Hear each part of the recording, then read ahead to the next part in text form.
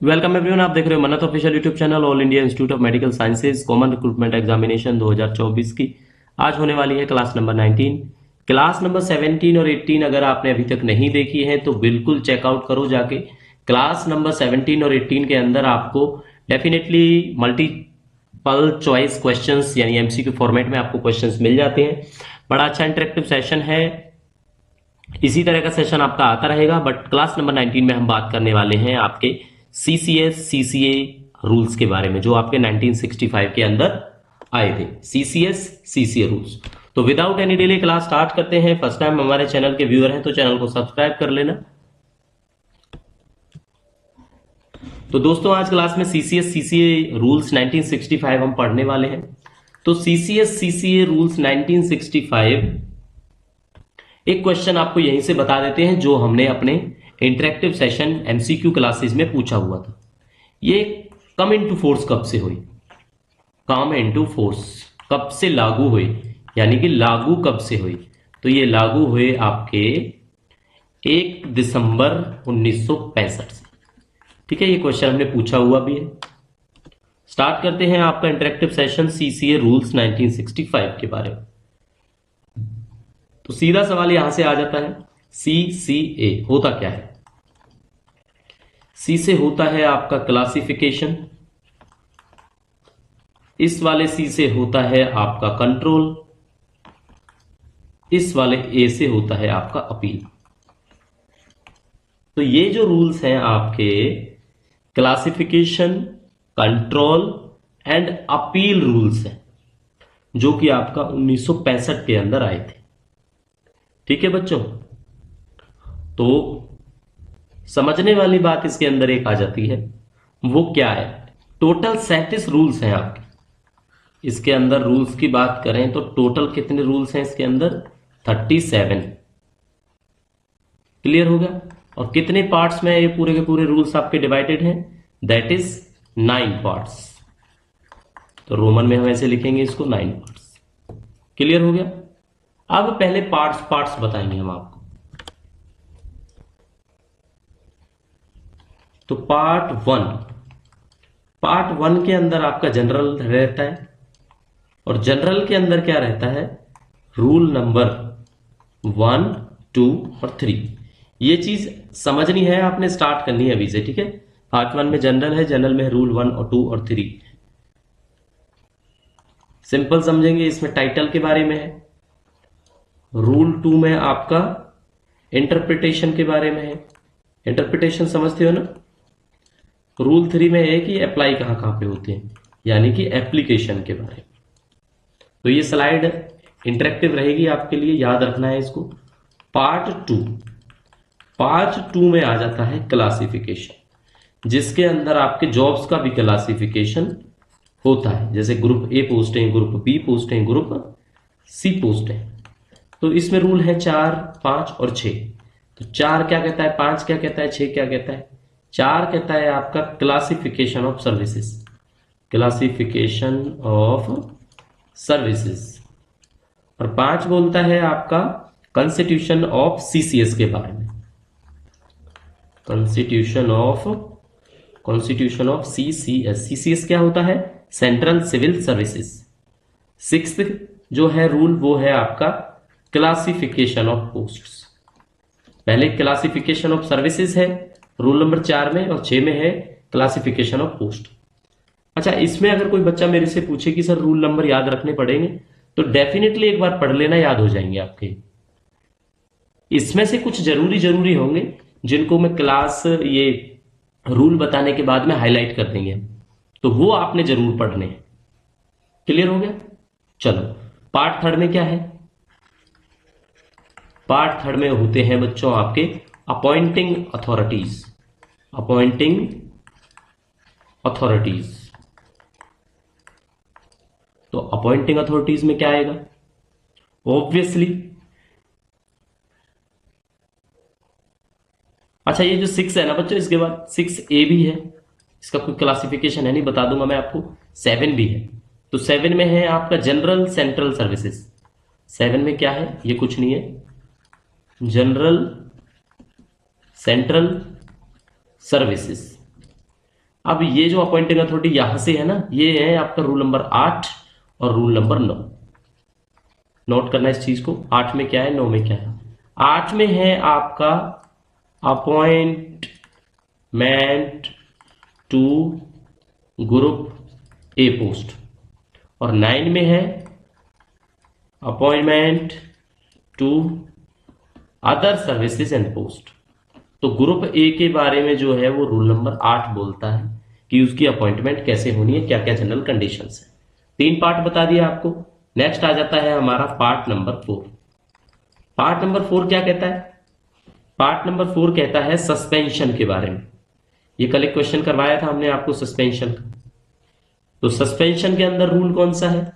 एक ही रूल है, वो याद रखना है आपने, रूल नंबर 10। ठीक है। 5 नंबर पार्ट है वो सबसे इंपॉर्टेंट है इसमें, जिसमें आपके आ जाती हैं पेनल्टीज, जो हमने आपको कुछ पढ़ाई हुई भी है। Penalties and disciplinary authorities. और रूल नंबर कौन कौन से आ जाएंगे इसके अंदर?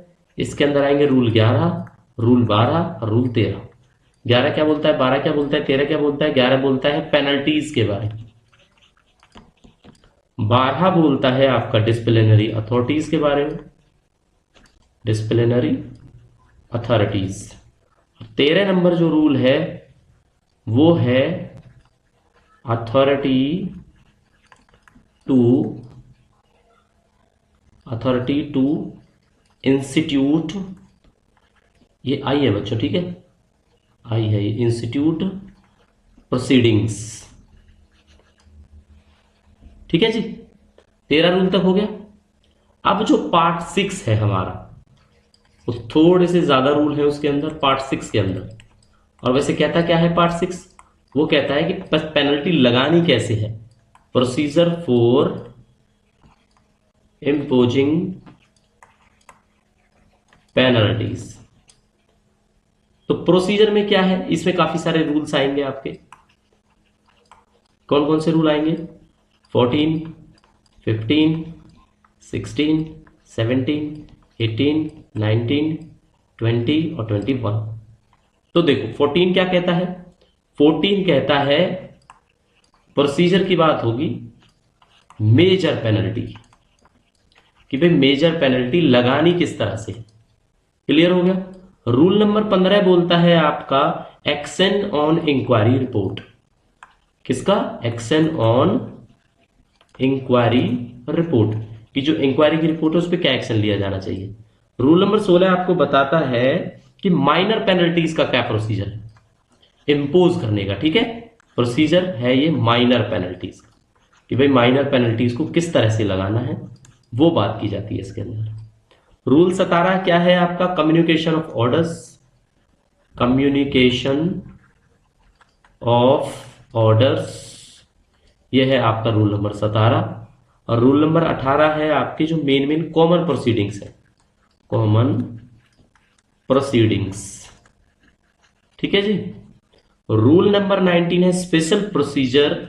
Special procedure in certain cases, कि उसमें कुछ अलग से अगर आप प्रोसीजर यूज करोगे सर्टेन केसेस, तो ऐसे केस कुछ अलग होंगे। रूल नंबर 20 बोलता है provision regarding officer lent to state government. Provisions regarding officers lent to state government. और 21 में है बोरो करने के लिए स्टेट गवर्नमेंट से। तो ये आपका इजीली याद हो जाएगा, provision regarding officers borrowing from state government. SG का मतलब यहां पे बच्चों हमने स्टेट गवर्नमेंट से रखा। 21 रूल हो गए आपके, पार्ट खत्म हो गया। अब आ जाता है आपका पार्ट नंबर 7। कौन सा आ जाता है? पार्ट नंबर 7, जिसके अंदर अपील की बात होती है। ये भी बहुत जरूरी है, अपील। अब अपील, इसमें इसमें कौन कौन से रूल आपके आ जाते हैं? इसमें आ जाते हैं आपका रूल नंबर 22, 23, 24, 25, 26, 27 और 28। तो रूल 22 में क्या है? 22 में है जिसके ऑर्डर में कोई अपील नहीं होता, ऑर्डर अगेंस्ट नो अपील, ऐसे समझ जाओ आप इसको। लाइज की अपील लगाओगे आप तो ऐसा ऑर्डर है उसमें अपील लगाने की जरूरत ही नहीं है, लगेगी ही नहीं, ठीक है। और 23 बिल्कुल इसका अपोजिट है, ऑर्डर अगेंस्ट अपील लाइज, जिसमें अपील लाई करती है वो। 24 में बात करेंगे अपीलेट अथॉरिटी की, अपीलेट अथॉरिटी, ठीक है जी। 25 में बात करेंगे period of limitation of appeals, limitation of appeals हो गया।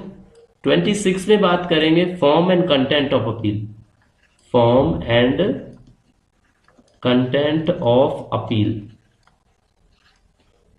27 में बात करेंगे आपका कि अपील को कंसीडर करना है या नहीं करना है, तो consideration of appeal, consideration of appeal. और 28 है आपका लास्ट पार्ट 7 के अंदर, जिसमें बात की जाती है कि इंप्लीमेंट कैसे करोगे, implementation of orders in appeal. हुआ क्लियर? तो ये आपके 28 तक हो चुके हैं। अब आ जाएगा पार्ट नंबर 8। पार्ट नंबर 8 में क्या है? पार्ट नंबर 8 में है रिवीजन एंड रिव्यू, ठीक है। जो भी पेनल्टी लगी है या कोई अपील हुई है उसका रिव्यू करना है, तो सिंपल सा है, इसमें एक ही रूल है और दो पार्ट है, 29 और 29A। इसमें आएगा रिवीजन और इसमें आएगा रिव्यू, ठीक है। तो मैं तो कहूंगा ये दोनों याद कर लेना आप, छोटा पार्ट है, कोई दिक्कत नहीं आने वाली आपको। इसके बाद लास्ट पार्ट है हमारा मिसलेनियस। क्या है जी? मिसलेनियस। इसमें रूल कौन कौन से हैं? इसमें 30 है, 31 है, 32 है, 33 है, 34 है, 35 है। पहले ही बता देता हूं आपको, 32 है ये खत्म हो चुका है। 30 में क्या है? Service of orders, service of orders notices. 31 में आपका आ जाता है power to relax time limit, power to relax time limit. 32 में खत्म ही हो गया आपका। 33 में है ट्रांजिटरी प्रोविजंस, ट्रांजिटरी प्रोविजंस। 35 है, कोई ज्यादा नहीं है ना, एक बार तो जरूर पढ़ने पड़ेंगे आपको। Repeal and saving, repeal and saving. और 35 में जो भी डाउट रह जाते हैं उनका रिमूवल है, रिमूवल ऑफ डाउट्स। अब बच्चों बारी आ जाती है कि आपको हम वो रूल्स बताएं कि ज्यादा याद हो या ना हो, लेकिन जितने हम बताएं वो आपको याद हो जाए, ठीक है। तो चलो देख लेते हैं कौन कौन से। देखो जी, सबसे पहला है रूल नंबर 1, जिसमें आएगा आपका टाइटल, याद हो गया।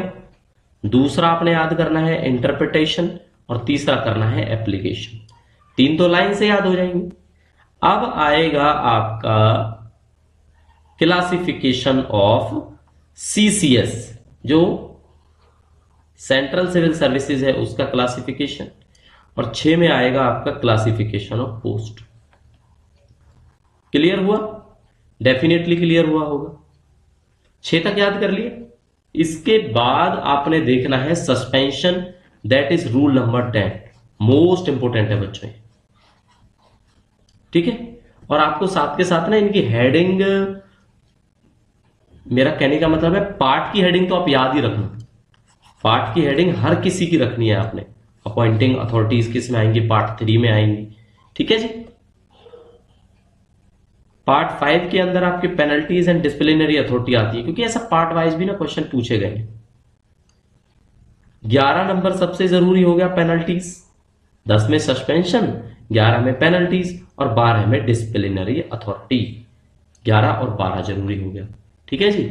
इसमें से देखो आपको कौन सा बताता हूं। मेजर पेनल्टी लगाने का प्रोसीजर क्या है? ये वाला जो आपका आता है रूल नंबर 14 के अंदर। और एक रूल नंबर 16 के अंदर आता है प्रोसीजर माइनर पेनल्टीज वाला। क्लियर हो गया ये। और मेन है जो पार्ट नंबर 6, पार्ट नंबर 6 क्या बोलता है, प्रोसीजर फॉर इम्पोजिंग पेनल्टीज, एक ये। ठीक है, नेक्स्ट में चलेंगे 7 में। 7 क्या होता है, अपील होता है। ये तो आपने डेफिनेटली याद रखना है, 7 आपका अपील होता है। अब अपील में से अपीलेट अथॉरिटी, मतलब 22 नंबर याद करेंगे हम कि भाई जिसमें कोई अपील ही लाई नहीं करती। 23 नंबर वो है जिसमें अपील लाई करती है। 24 नंबर वो है जिसमें अपीलेट अथॉरिटी की बात की जाती है। क्लियर हो गया, ये आपने पढ़ने हैं। इसके बाद आ जाता है रिवीजन एंड रिव्यू, जो आपका 29 और 29A के अंदर है, पार्ट नंबर 8 में। और पार्ट नंबर 9 में आपने मिसलेनियस में क्या याद रखना है, पार्ट नंबर 9 के अंदर repeal and saving, that is 34, repeal and saving. और ये आएगा power to relax time limit, that is 31। तो जो जो हमने हाईलाइट किए वो तो 100% आप पढ़ लेना। बाकी 35 के 35 एक बार पढ़ने जरूर है आपने, आपके काम आएंगे बच्चे। ठीक है, सबसे ज्यादा जरूरी पार्ट इस क्लास का आपका यही रहता है। क्लियर हुई आपको ये बात? चलो जी नेक्स्ट। अब थोड़ा सा थ्योरेटिकल पोर्शन आपको दोबारा से पढ़ाना स्टार्ट कर देते हैं। 35 के 35 रूल हैं, एक ओमिटेड रूल है, ये आपने पढ़ के रखना है। ठीक है जी। अब कुछ क्वेश्चंस हैं।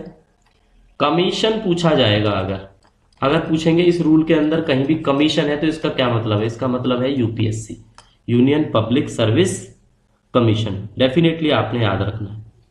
ठीक है, एक क्वेश्चन आ जाता है आपका disciplinary authority, disciplinary authority.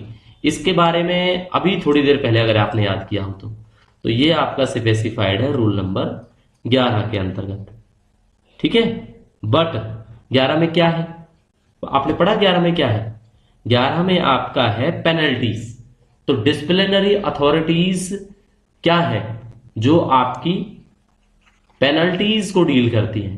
Penalties mentioned in rule number 11, ऐसे याद रखना है आप। ठीक है बच्चों, ये आपका क्लियर हो गया पेनल्टीज का बेसिकली जो हमने आपको पढ़ाया। अब आ जाएगा ये रूल अप्लाई किस पे होते हैं। तो अप्लाई में तो एक ही लाइन याद रखनी है आपने, किस पे अप्लाई होते हैं, every civilian government servant, every civilian government servant, चाहे वो डिफेंस सर्विस में हो। ठीक है, तो क्या पे लिखेंगे हम, एवरी सिविलियन गवर्नमेंट सर्वेंट। अब आ जाता है not apply, not apply to. अब नॉट अप्लाई टू में क्वेश्चन भी हमने आपको कराया है। एक तो आ जाएगा रेलवे का सर्वेंट, उस पे लागू नहीं होता। एक आ जाएगा ऑल इंडिया सर्विस वाला, ऑल इंडिया सर्विस, इस पे लागू नहीं होता। और कौन सा होता है, कैजुअल एम्प्लॉयमेंट वाला, ये हमने क्वेश्चन भी आपको कराया है। ठीक है, कैजुअल एम्प्लॉयमेंट वाले पे लागू नहीं होते। और किस पे लागू नहीं होते, any person who discharge, who कैसे बताऊं आपको, less than 1 month notice, any person subjected to discharge, subjected to discharge from service on less than 1 month notice, उस पे भी ये लागू नहीं होते। रेलवे हो गया, ऑल इंडिया हो गया, कैजुअल एम्प्लॉयमेंट हो गया, ये हो गया। ठीक है बच्चों, क्लियर हो गया आपको? तो बेसिक आपने ये याद रखने हैं। अब एक जब भी आपसे पूछा जाता है classification of services, classification of services, तो सिंपल आपने जवाब दे देना है group A B C D. और जब से 7th CPC आया तब से डी हो गया आपका खत्म, यानी फिर तीन ही बचेंगे ए बी सी। ठीक है, group A, group B, group C, group D है क्या, ये सारे सीसीएस के ही हैं। Central civil services group A, central civil services group B, central civil services group D, central civil services group C. हो गया जी क्लियर। इसके बाद अगर कोई क्लासिफिकेशन ऑफ पोस्ट की बात करें तो उसमें हमने सर्विस की जगह पोस्ट वर्ड ऐड कर देना है बस। ठीक है, यहां पे जैसे अगर कोई पूछे आपसे क्लासिफिकेशन ऑफ पोस्ट, तो हम क्या लिखेंगे, हम लिखेंगे central civil posts group A, फिर बी, फिर सी और फिर डी। ठीक है, और अगर सर्विस पूछे तो लिखेंगे सेंट्रल सिविल सर्विसेज। इतना आपने बस माइंड में रखना है अपने। हो गया। अब नेक्स्ट बारी आ जाती है कि अपॉइंटमेंट्स की। Appointments to group A services कहो या पोस्ट्स कहो, अब आपने बताना है ये कौन करेगा, तो ये करेगा प्रेसिडेंट। ठीक है, all appointments to central civil services group A and central civil services central civil posts group A shall be made by the president. साफ साफ लिखा है। और ये भी हो सकता है प्रेसिडेंट किसी जनरल या स्पेशल ऑर्डर से भी डेलीगेट कर सकता है किसी अथॉरिटी को अपनी पावर देने के लिए। जैसे यहां पे प्रेसिडेंट अपनी पावर डेलीगेट करेगा यूपीएससी को, और वो यूपीएससी ही ग्रुप ए के जो आईएएस आईपीएस हैं इनको अपॉइंट करेगा। ऐसा ही होता है ना। चलो, वैसे नाम आएगा प्रेसिडेंट ऑफ इंडिया। क्लियर हो गया बच्चों, डेफिनेटली। चलो,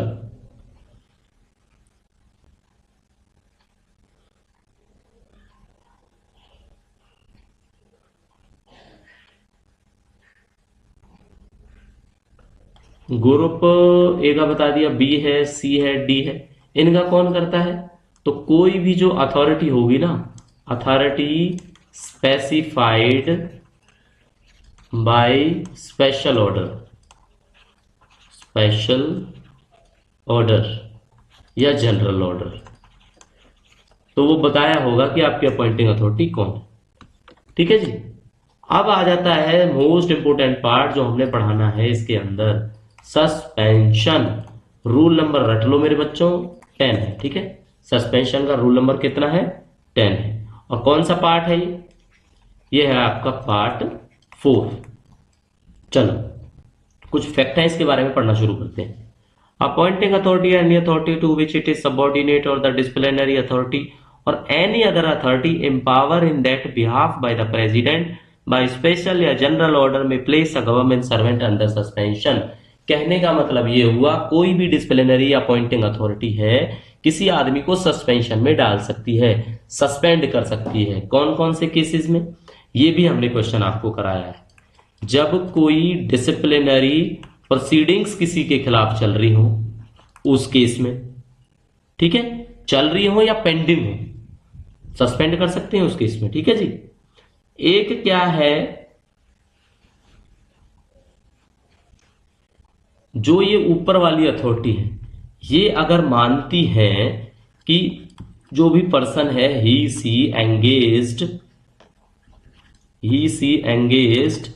himself in activities prejudicial to the interest of security of the state. अगर स्टेट की सिक्योरिटी से जुड़ा सवाल है और वो अपने आप को एंगेज पाया जाता है इस तरह के केस में, तो उसको सस्पेंड किया जाएगा। ठीक है, कोई भी क्रिमिनल इन्वेस्टिगेशन या criminal offence is under investigation अगर है तो उस बंदे को माना जाएगा सस्पेंशन में। इस केस में सस्पेंड कर सकते हैं। क्लियर हो गया आपको ये बात। अब एक चीज और है, क्या है? ये तो सस्पेंशन के केसेस हैं। अब एक ये है, हम एक वर्ड यूज करते हैं डीम्ड, कि ऐसा मान लिया जाएगा कि वो सस्पेंड है। Deemed to have been placed under suspension. अब ये केसेस भी पेपर में आपसे पूछे जाते हैं कि कौन कौन से केस हैं जिसमें ऐसा डीम कर लिया जाता है, मान लिया जाता है कि हो भी जाता है वो,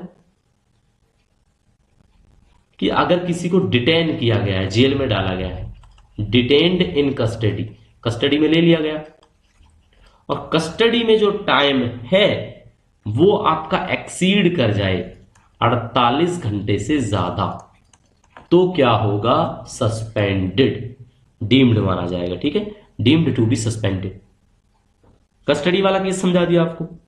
दूसरा क्या है? दूसरा है अगर उसकी कोई डेट ऑफ कन्विक्शन है, और कन्विक्शन फॉर द ऑफेंस, यहां पे मान लेते हैं वो कन्विक्ट कर लेता है, कन्विक्ट हो जाता है, कन्विक्शन ऑफ ऑफेंस, कि उसका पता लग जाता है कि ये जो गलत काम है उसी ने किया है, और उसकी वजह से उसको क्या किया जाता है? क्रिमिनल चार्जेस लगेंगे, तो उसको डिटेन्ड इन कस्टडी कर लिया जाएगा।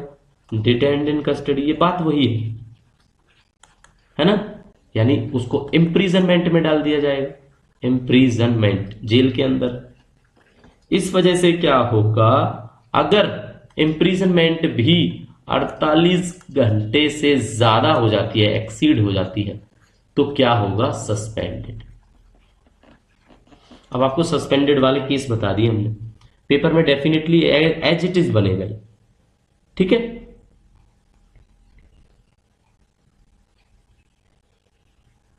अगर कोई डिसमिसल की, रिमूवल की, कंपलसरी रिटायरमेंट की जो सिचुएशन बनती है, तो उस केस में भी सस्पेंशन के ऑर्डर को कंटिन्यू किया जा सकता है from the date of original order of dismissal, removal या कंपलसरी रिटायरमेंट।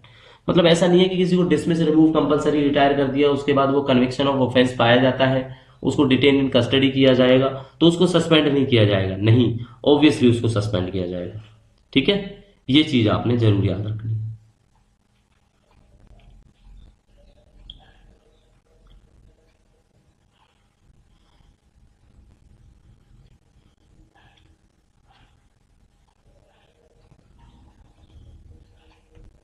तो कुछ ये बेसिक बातें हैं जो सस्पेंशन की आपको बतानी थी, हमने बता दी। अब बच्चों इसमें सबसे जरूरी जो है, अब आ जाता है पेनल्टीज। पेनल्टीज का पार्ट जरूर याद रखना है आपने, पार्ट नंबर है 5। ठीक है, पेनल्टीज एंड डिसिप्लिनरी अथॉरिटी। अब पेनल्टीज का जिक्र बच्चों हम बिल्कुल नहीं करेंगे, डिसिप्लिनरी जो प्रोसीडिंग्स की क्लास है, हमारी पुरानी क्लास है, इस क्लास से 4-5 क्लास आप पहले जाके चेक करना, तो उसमें माइनर पेनल्टीज हैं, और माइनर पेनल्टीज के बाद मेजर पेनल्टीज हैं। ठीक है, ये हमने बताई, माइनर भी और मेजर भी। और मेजर पेनल्टी कितनी है? मेजर पेनल्टी 5 है और माइनर आपकी 4 है। टोटल 9 पेनल्टीज का जिक्र है आपके सीसीएस सीसीए रूल्स 1965 के अंदर। होने को फिर चाहे जितनी मर्जी पेनल्टी हो जाए। ठीक है, हो गया आपको क्लियर?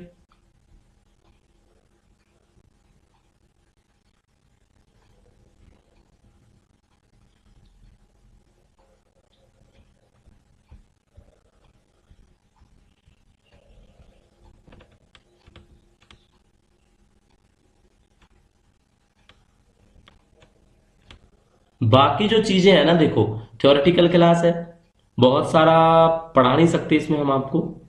बाकी जो चीजें हैं वो हम क्वेश्चन के अंदर पुट करेंगे, और क्वेश्चन के अंदर पुट करने से आपको वो चीज पता लग जाएगी। डेफिनेटली कोई चीज ऐसी नहीं रहेगी जिसकी वजह से आपको पता ना लगे। ठीक है जी।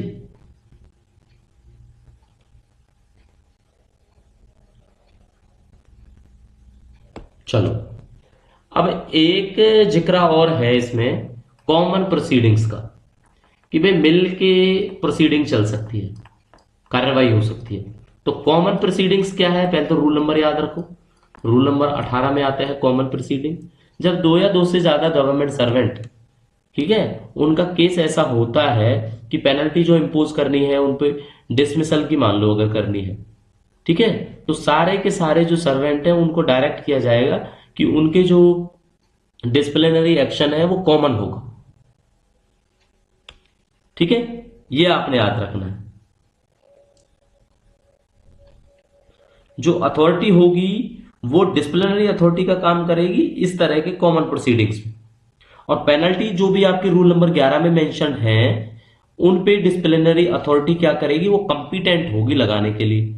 सीधी सी बात है, मतलब कुल मिला के काम तो डिसिप्लिनरी अथॉरिटी नहीं करना है इसमें। तो ये है कॉमन प्रोसीडिंग। कॉमन प्रोसीडिंग का कोई भी अगर आपसे पूछता है तो क्या कहेंगे, to or more employees, two or more government servants are concerned in any case, are concerned in any case, तो competent authority, competent authority to impose the penalty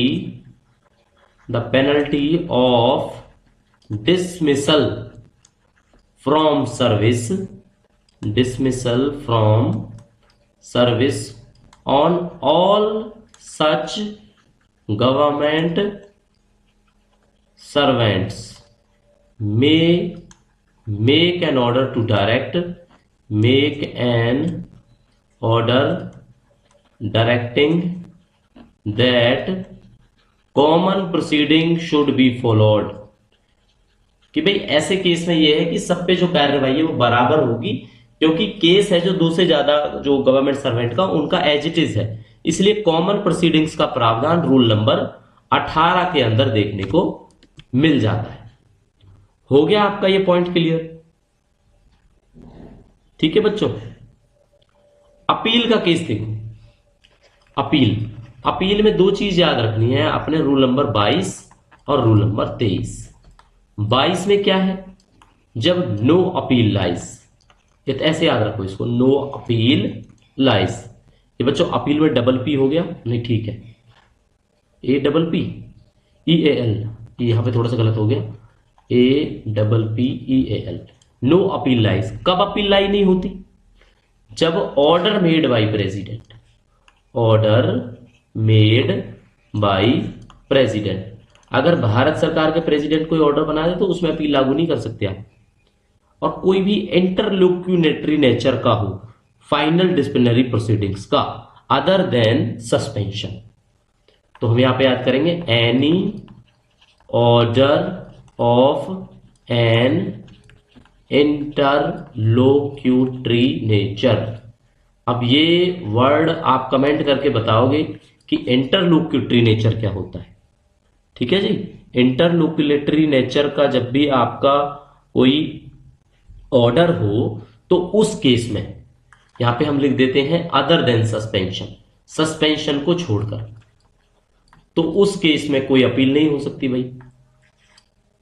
तीसरा ये है, कोई भी ऑर्डर जब इंक्वायरी अथॉरिटी पास करती है अंडर रूल नंबर 14, तो रूल 14 के तहत पास हुआ ऑर्डर, उसमें आप अपील नहीं लगा सकते। अब रूल 14 क्या है, पता है आपको रूल 14 क्या है? रूल 14 है जो भी प्रोसीजर है ना, मेजर पेनल्टीज वाला, मेजर पेनल्टीज आती हैं रूल नंबर 14 के अंदर।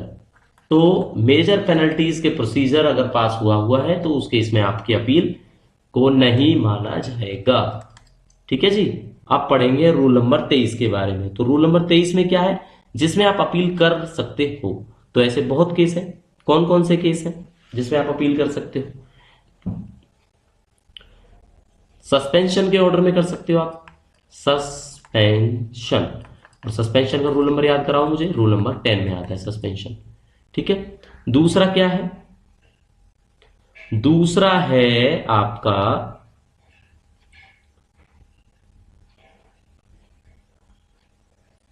N order imposing any of penalty specified in rule number 11।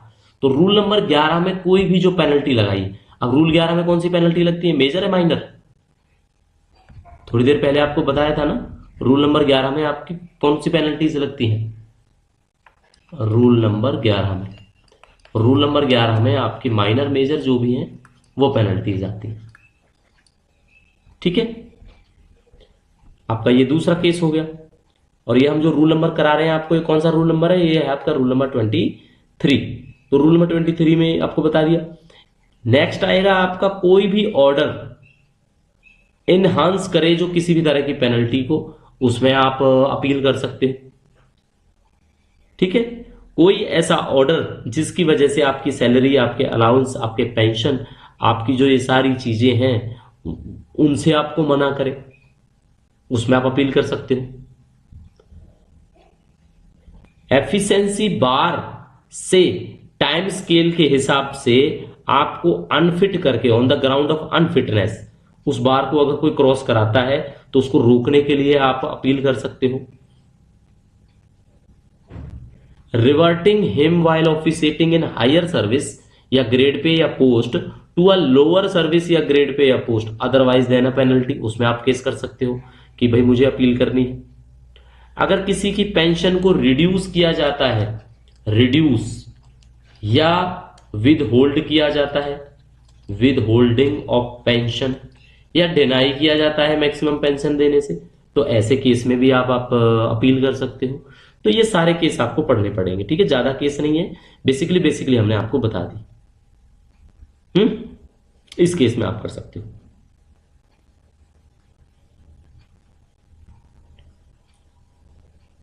तो जो सीसीएस सीसीए रूल्स की पीडीएफ है हमारे टेलीग्राम चैनल पर आपको मिल जाएगी, जो हमारा प्लस मेंबरशिप टेलीग्राम चैनल है। तो वहां पे जाके भी आप एक बार इस पीडीएफ को थ्रोली पढ़ सकते हो अगर आपके पास टाइम है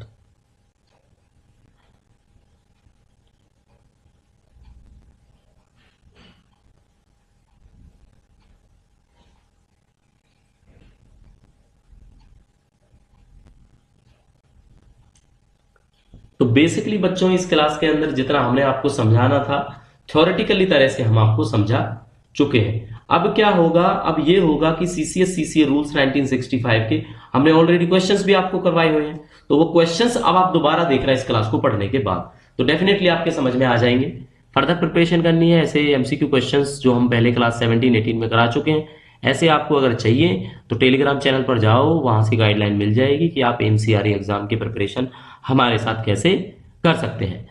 तो साथियों नेक्स्ट क्लास में मिलेंगे, तब तक के लिए आपसे विदाई लेते हैं। लाइक शेयर सब्सक्राइब कर देना फर्स्ट टाइम व्यूअर्स हमारे चैनल को। manatofficial14@gmail.com हमारी ऑफिशियल ईमेल आईडी रहती है। तो मिलेंगे नेक्स्ट सेशन में, तब तक के लिए thank you and see you soon.